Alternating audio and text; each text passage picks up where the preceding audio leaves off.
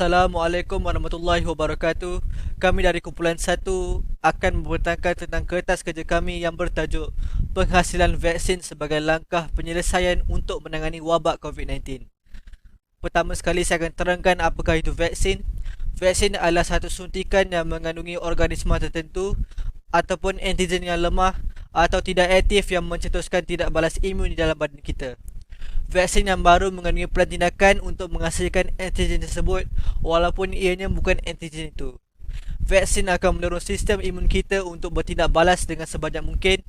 Ia akan mempunyai tindak balas yang pertama kepada patogen sebenar di dalam badan kita. Objektif kami dalam kertas kerja ini adalah vaksin menurut perspektif Islam. Yang kedua adalah kesan vaksin terhadap individu. Dan yang terakhir sekali adalah kesan vaksin terhadap kestabilan ekonomi negara. Assalamualaikum warahmatullahi wabarakatuh. Jadi objektif utama yang telah kami bincangkan ialah vaksin menurut perspektif Islam. Dalam Islam, setiap masalah ada solusinya. Begitu juga dengan masalah vaksin COVID-19 ini. Adakah ianya dibenarkan oleh syarak ataupun sebaliknya. Jadi pertama sekali, merujuk kepada surah An-Nahl ayat 43. Ini yang bermaksud, dan kami tidak mengutus sebelum engkau, yakni Muhammad, melainkan orang laki-laki yang kami beri wahyu kepada mereka. Maka bertanyalah kepada orang yang mempunyai pengetahuan jika kamu tidak mengetahui. Dan dalam ayat ini, Allah menyuruh umat Islam untuk merujuk suatu perkara yang kepada orang yang lebih berpengetahuan dalam suatu bidang. Dan hari ini, umat Islam boleh merujuk kepada pandangan para ulama dan sebagai umat Islam di Malaysia, kita boleh merujuk kepada pandangan mufti. Dan maka hukum mengenai keharusan mengambil COVID-19 ini, vaksin COVID-19 ini telah pun dianggap mencapai taraf ijma' atau kesepakatan ulama' mujtahid sedunia. Dan menurut Mufti Wilayah Datuk Dr. Umar Abdullah, beliau setuju bahawa hukum mengambil vaksin COVID-19 ini adalah harus dan wajib oleh golongan yang ditetapkan oleh kerajaan Malaysia. Namun masih ada segelintir pihak yang mempertikaikannya. Ada yang mengatakan kami lebih takut kepada Allah daripada COVID-19. Walhal, dua perkara tersebut adalah bermaksud yang berbeza. Takut kepada COVID-19 maksud kepada perasaan yang mendorong seorang itu untuk menghindari diri daripada terkena jangkitan COVID-19. Dan manakala takut kepada Allah bermaksud mengikuti segala perintahnya dan berusaha meninggalkan segala larangannya. Oleh itu, kenyataan lebih takut kepada Allah daripada COVID-19 adalah tidak masuk akal sama sekali. Kerana kedua-duanya membawa maksud yang berbeza. Seterusnya, merujuk pada suratul Baqarah ayat 195. Dan dalam ayat, A'udzubillahi minasyaitonirrajim. Wala tulku biaidikum ila tahlukah. Ini yang bermaksud, dan janganlah kamu jatuhkan diri sendiri ke dalam kebinasaan dengan tangan sendiri. Dan dalam ayat ini Allah Subhanahu Wa Taala menyuruh umat Islam supaya tidak membiarkan diri dengan bahaya dan mudarat dengan sengaja tanpa berusaha melakukan sebarang ikhtiar untuk mengelaknya. Hal ini menunjukkan jika seorang itu sengaja tidak mengambil vaksin COVID-19, maka dia dengan sengaja membahayakan diri sendiri dan orang lain. Dan perkara ini jelas bertentangan dengan firman Allah tersebut. Jadi setakat itu saja daripada saya. Terima kasih. Assalamualaikum warahmatullahi wabarakatuh. Dan seterusnya, dalam hadis Rasulullah SAW dari Sa'di bin Abi Waqqas, Rasulullah SAW bersabda dan bermaksud sesiapa yang memakan 7 biji kurma ajwa pada waktu pagi tidak akan memberi mudarat sebarang racun maupun sihir kepadanya pada hari tersebut. Hadis riwayat Al-Bukhari dan Muslim. Dalil hadis ini menerangkan anjuran untuk mengambil langkah-langkah pencegahan sihir supaya seseorang itu berusaha untuk mengelak daripada perkara yang boleh merosakkan dirinya sendiri. Selain itu, hadis lain yang menunjukkan konteks pencegahan daripada Usamah bin Zaid dari Sa'ad. Rasulullah SAW bersabda dan bermaksud, sekiranya kamu mendengar mengenai taun yang menimpa sesuatu kawasan, maka janganlah kamu masuk ke tempat tersebut. Sekiranya ia berlaku di suatu kawasan dan kamu berada di dalamnya, maka janganlah kamu keluar daripadanya untuk melarikan diri darinya. Riwayat Al-Bukhari. Selain itu, terdapat juga kaedah fiqh yang boleh digunakan untuk menunjukkan kepentingan vaksinasi ini. Antaranya ialah yang bermaksud tidak boleh memudaratkan dan tidak boleh membalas mudarat dengan mudarat. Kaedah ini menegaskan bahawa Islam melarang sebarang kemudaratan dan membalas kemudaratan dengan kemudaratan yang lain.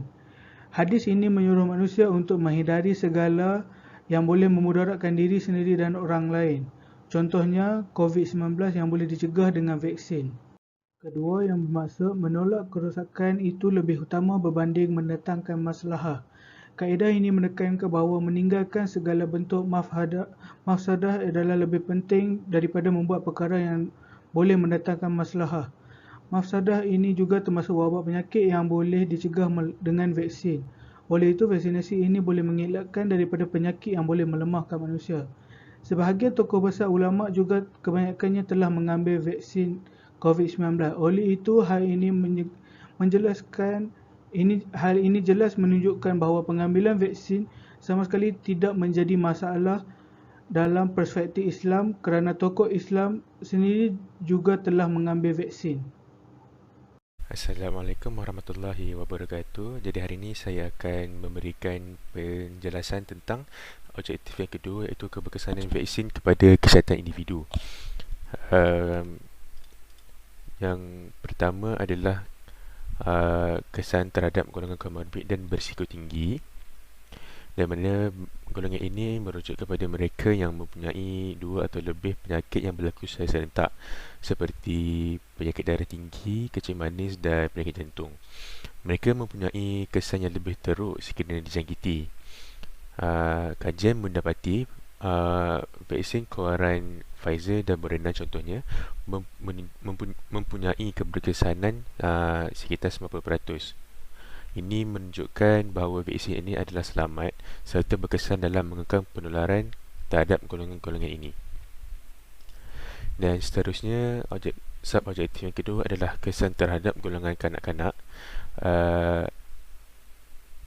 Walaupun vaksin ini adalah salah satu langkah untuk mengekang penularan, ibu bapa gusar tentang pemberian vaksin kepada anak mereka kerana mereka bimbang tentang kesan-kesan sampingan seperti demam dan badan yang menggigil berlaku terhadap anak mereka, dan mereka takut anak mereka tidak mampu untuk menahan kesan-kesan sampingan tersebut.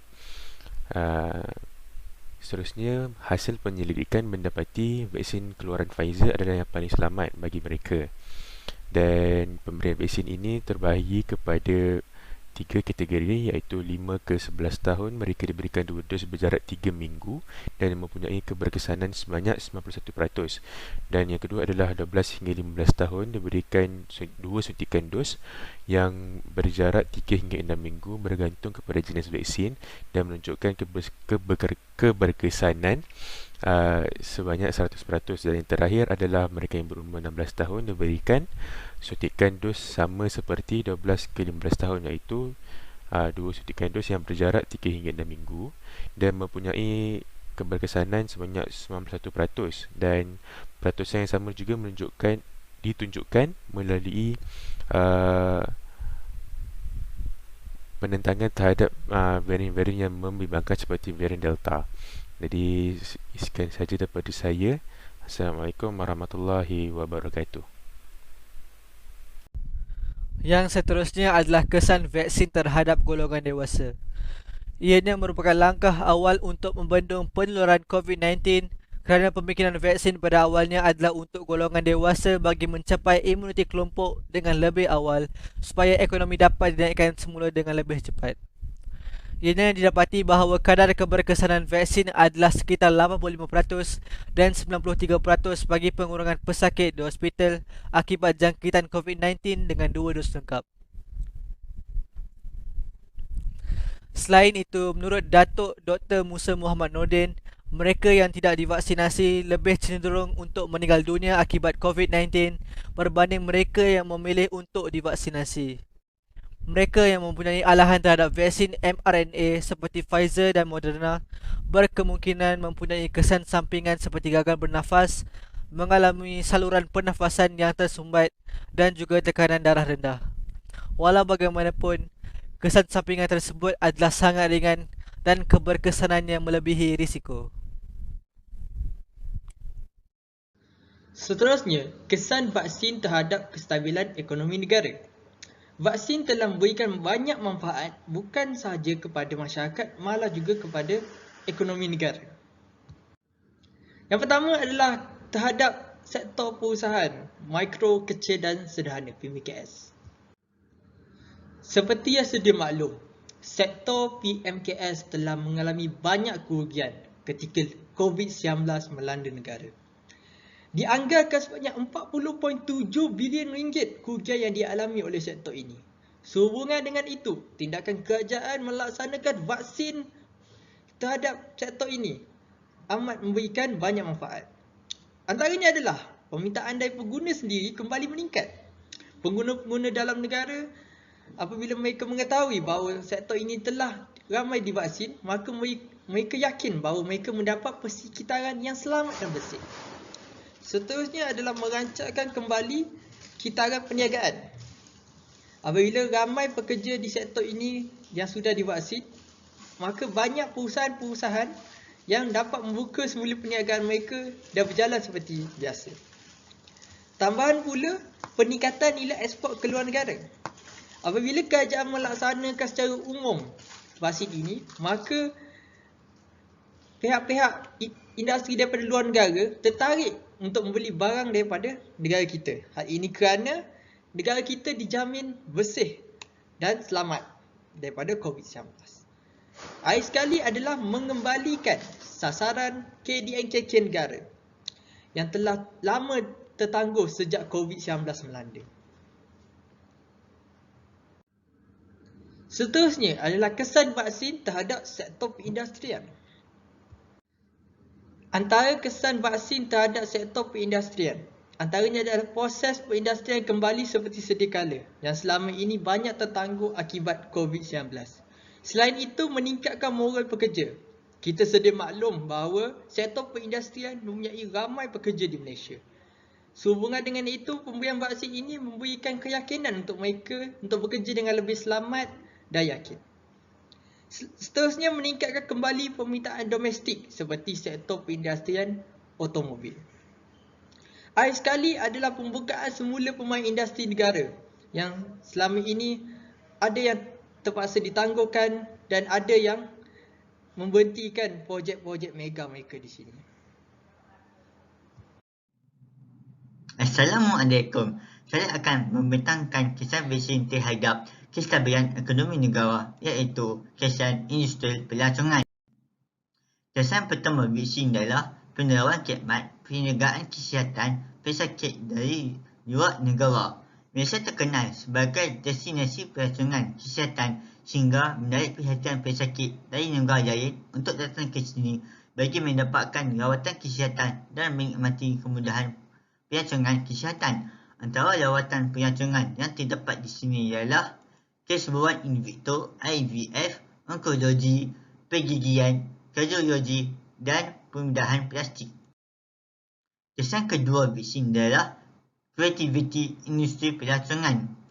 Hotel yang bertaraf 5 bintang menjalankan konsep pandu jalu yang diinspirasikan oleh restoran terkenal McDonald's. Chef-chef ini menyediakan pelbagai aneka makanan seperti makanan tempatan, barat, temu dan makanan laut. Industri ini juga mempromosikan paket mesra rakyat yang lama tidak mengancang, terutamana keluarga dan mempunyai anak-anak kecil. Dewan serbaguna milik industri pelancongan boleh digunakan untuk mengadakan aktiviti kebudayaan, persenangan antarabangsa dan majlis kenduri. Kesan ketiga vaksin adalah gelembung perjalanan domestik. Pengumuman kerajaan yang membabitkan pergerakan antara negeri ialah satu usaha proaktif untuk membantu sektor pelancongan. Ia membenarkan penduduk di negara atau negeri terbabit keluar menyancang ke tempat yang tersenarai dalam gelembung pelancongan domestik. Itu sahaja dari saya. Sekian, terima kasih.